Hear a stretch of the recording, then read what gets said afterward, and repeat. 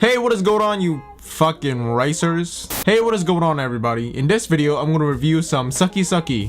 No, not your girlfriend.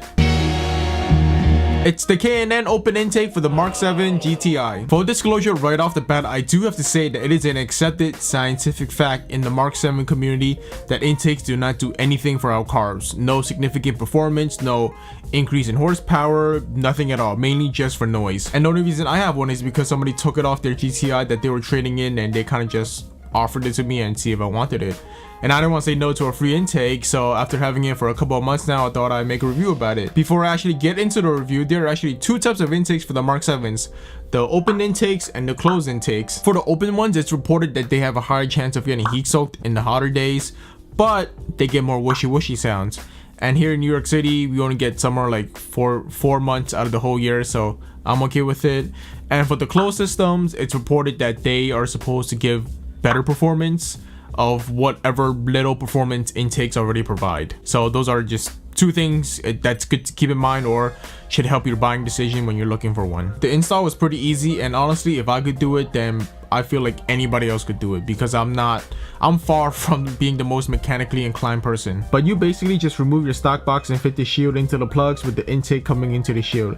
Then you really just put the cone into the tube and screw it tightly with the clamp. Fitment wasn't the best because there was some wiggling around to get it to fit, but it's not too bad, and they give these cushioning linings to put all around the intake. I lined it as much as I could with what's left, but I don't think they really do anything. You gotta keep the stock plastic pathway from the grill.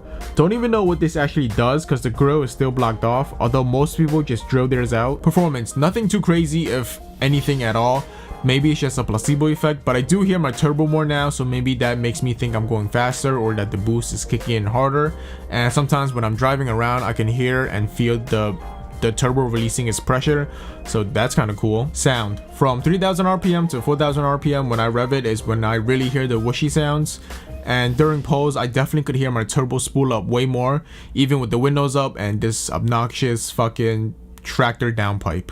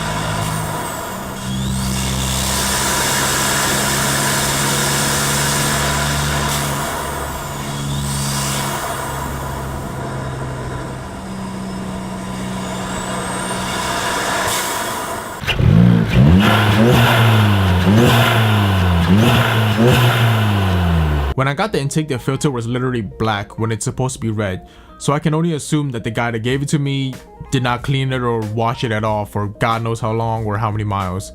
So I bought the K&N Intake cleaning kit, and well, it worked and it's red again. But when it gets dirty again, I'll probably just buy a whole new cone. Even though this review is of the K&N Intake, I want to say in terms of performance and sound, it's going to be somewhat universal across the board with all open intakes for the MK7s. So to sum it all up, my recommendation is if you want more turbo noise, this would be the way to go. I know people go with the APR one a lot, but my dude Harry has even said with his carbon fiber, organic, handcrafted, animal cruelty free, USPS shipped APR intake, he can't really hear the turbo noises even with his IS38. I personally wouldn't have bought an intake otherwise if it wasn't just offered to me, unless it was maybe for a super good price, but even then I feel like I'd be hesitant and probably just save the money for tires or something that actually helps and not just for noise or for shits and giggles. And that wraps up this video. I hope it was helpful to you and maybe giving you some inside information about intakes. And yeah, catch you guys in the next one. Until then, stay boosted. DSG is the superior race. Man pedal or the caveman pedal? Dieselgate was an inside job. Bags and wheels aren't a build.